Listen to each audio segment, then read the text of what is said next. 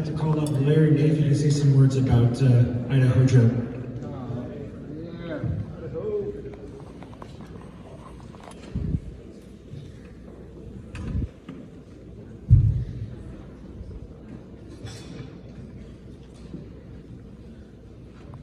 Well, it's my honor to introduce the Lifetime Achievement Award for Joesph David Award.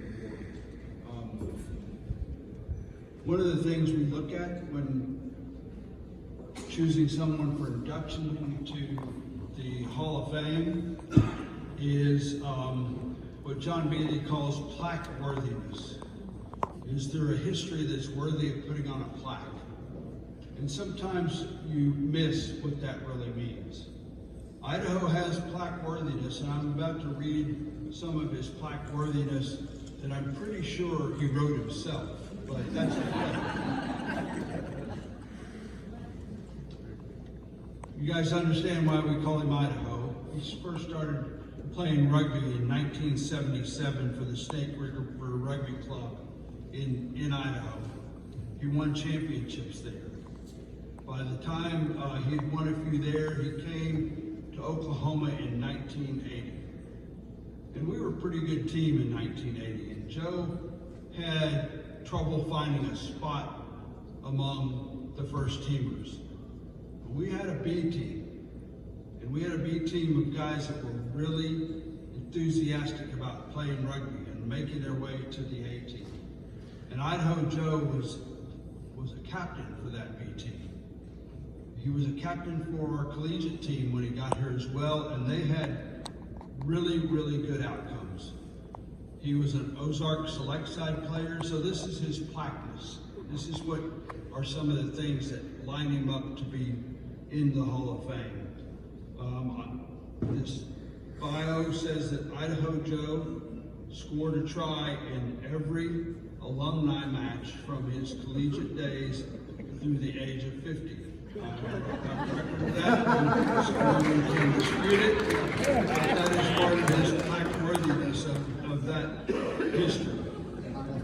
He did captain our B team, our second side, which at the time was known as the Canadian River Rowing Club. They needed a name, they invented one, and he was their captain.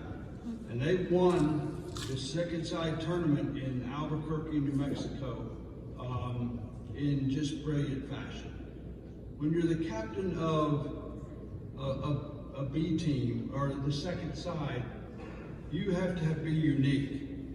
Second siders sometimes are, at this point in time in our rugby life, the second team was either incredibly young guys, or incredibly old guys, or the first year player, or some veteran that had been on the squad and had been beaten out on the A team was not very happy that he was a member of the B team. So leadership in that role, to keep those guys together and to keep those guys spirited, is a unique trick. That's some plaque worthiness for Joe Ward.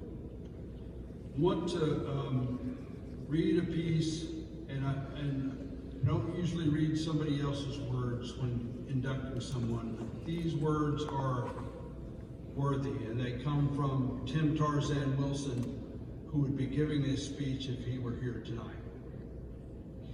His words: Joesph David Ward was my true and faithful friend.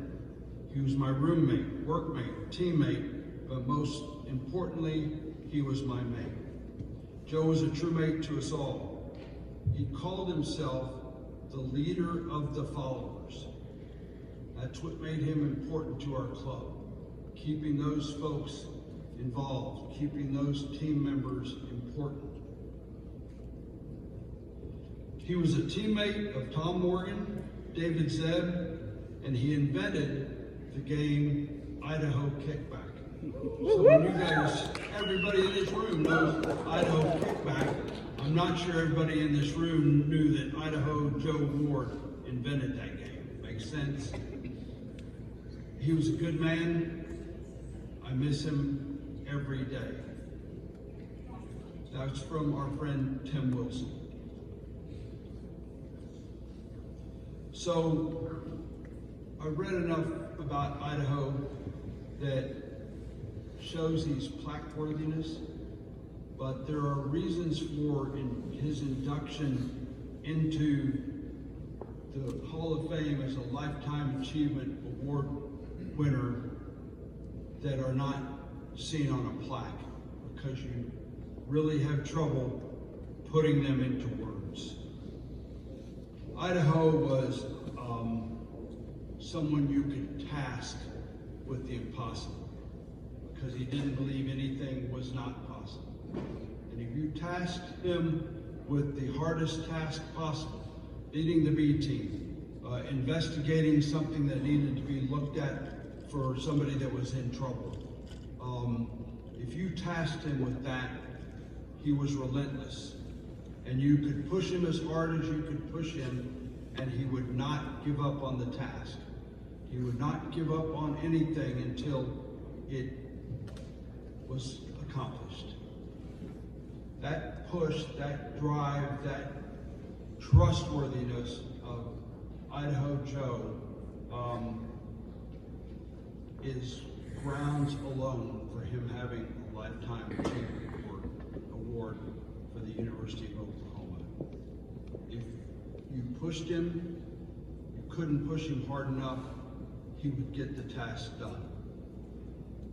Idaho Joe is a man who the expression "steel sharpens steel" was his mantra as a player, as a friend, as someone you would trust with your life. More importantly, and many of us have, we've trusted him with the life of members of our family. It's with that honor and pleasure that I present. I can't give him a jacket because Joe's not with us.